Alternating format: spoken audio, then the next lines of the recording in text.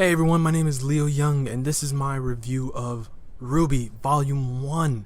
So if you have no clue who I am, it's nice to meet you. I'm mainly doing this video to try and get my friends and I guess some family members to watch the show. But hey, if you want to stick around for the review because you've never seen it before, you're welcome to the club. This is my first time actually watching it. So this is the review for the entire Season 1 or Volume 1. Alright, so Rwby is a web series created by Monty Oum and Rooster Teeth. Released in 2013, Rwby takes place on a world called Remnant, where young men and women are trained to be huntsmen and huntresses to fight off the creatures of Grimm, 2 M's. The show follows a young huntress named Ruby Rose and her friends as they train alongside other students to become better hunters and huntresses and protect Vale from the creatures of Grimm. Alright, now that we got that out of the way, let's hit each season one by one. Alright, Season 1, also titled Volume 1. The first season focuses mainly on introducing main characters, of course, like every other TV show out there. They start off by showing the city of Vale, one of the main settings for Volume 1. It's there we are introduced to Ruby Rose, a badass, Red Riding Hood wearing character who wields a scythe / high impact sniper rifle. It's crazy. But she's also assumed to be Huntress. She's young, she's got dreams and ambitions ahead of her. Right off the bat, we see her fighting a group of thugs trying to rob a shop. It's there that we see a bit of lore, something called dust. It's a type of energy that people can utilize, but mainly from the show we see it used as a way of battle, to help in battle. Now, this is where we're introduced to 2 of the main antagonists, Roman Torchwood and Cinderfall, as they flee from the scene of the crime after a future teacher of Rwby and a huntress, Glinda Goodwitch, arrives to help apprehend them. After Roman and Cinder escape, Glinda brings Rwby to Beacon Academy, one of the schools in Remnant meant to help teach and train people to be hunters and huntresses, and introduces her to Osmond, the headmaster of Beacon Academy. After a quick interview, Rwby is accepted into Beacon. Now, Rwby will then meet a cast of literally a cast of colorful characters, such as her sister Yang Xiaolong, Waishni, and Blake Belladonna, who will make up her team. Using the first letters of their name, the school sets them up as Team Rwby, spelled R-W-B-Y. So it's not like she's naming the team based off of her name, it's just how the letters all come together. Such as one of a future team called Coffee, which is spelled, if I'm remembering correctly, there's a C-F-V-Y, Coffee. But yeah, I believe that's it. Along them, there's a team called Juniper, another group of friends Rwby met along the way after enrolling. Alright, that's just a quick review of the starter of the season, because there's so much to go over, so much to talk about. I can't do it all like that and hopefully get this video over in about 5 more minutes. So I'm just going to hit off these points one by one. Alright, Rwby gave me an anime feel right off the bat, mainly with how the action is portrayed as a fast-paced and well-coordinated dance.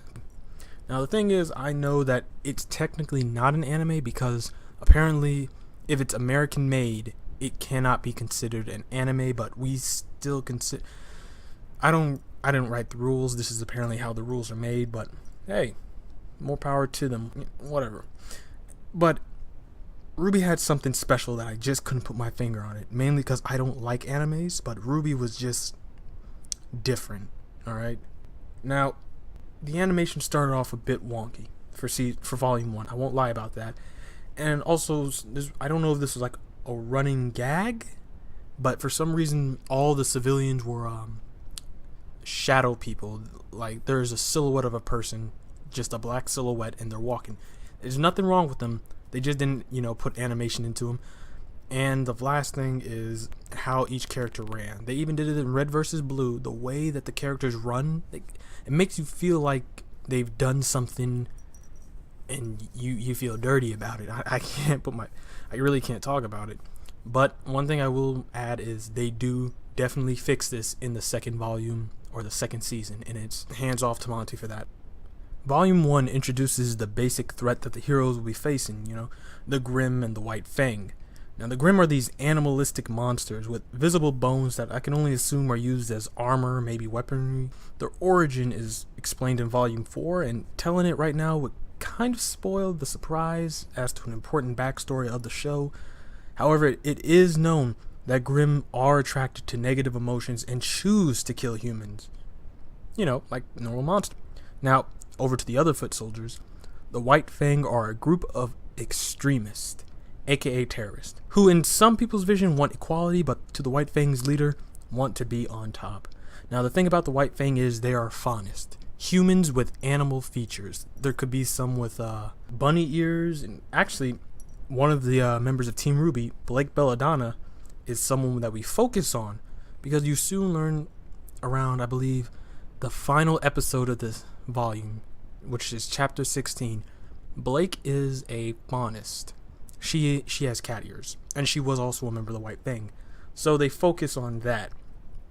And the reason is because Roman Torchwick, if you remember, one of the main antagonists, is working for this extremist group, which makes no sense, because the White Fang are basically an all faunist. Roman is 100% human, and not only is he working with them, but he's also directing their actions in Vale, which causes Blake to feel a little indifferent and question what's really going on in the White Fang now. Now, since only a few members of the White Fang have been shown, and most near the end of Volume 4, the other White Fang members that Team Rwby have faced were just simple foot soldiers, so there's nothing else special that we could talk about. Now, if I were to leave out the supporting cast, I'd be doing a disservice to the show. Monty and the others at Rooster Teeth created amazing characters, and with the help of their community, they created amazing characters with incredible weaponry and abilities. From Pyrrha, who uses magnetism, to Penyu, an android who's capable of using multiple swords at once, to Sun, a badass faunist with a bow nunchuck shotgun. Yes, bow plus nunchucks plus shotgun. Seen in the scene I'm showing you right now. Each one has their own personality, their own weapons, and a story that adds to who they are. And it's look at the scene. This is amazing. All in all, Volume 1, or Season 1, to each his own, was a great start. The action, the adventure, the story all comes together to create a unique experience. There's something about the color schemes, the weapons, the animation that puts it all together, and that just draws you in to keep on watching. I didn't even expect myself to, enjoy it.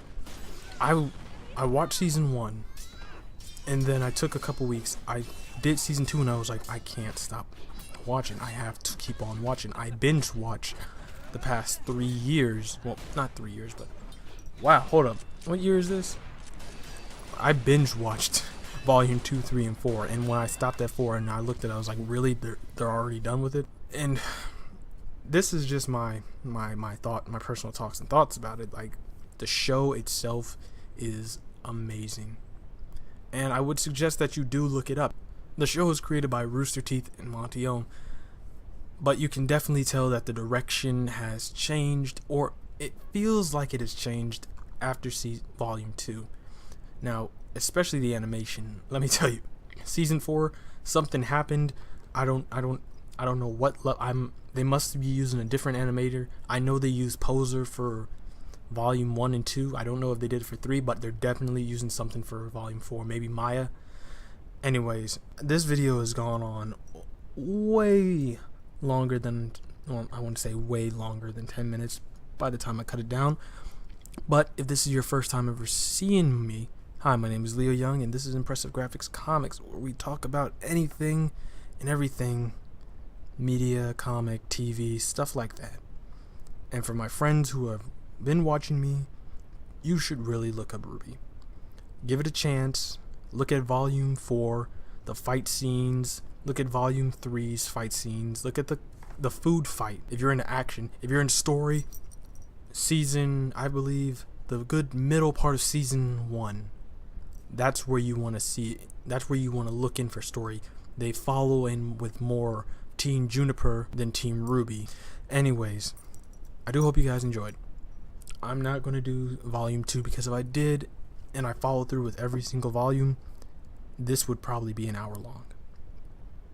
Anyways, I hope you guys did enjoy. I hope you do give the show a chance. And if you do, please leave a like down below. And please tell Rooster Teeth I helped. It helps my credibility. Anyways, I will see you in the next one. Peace.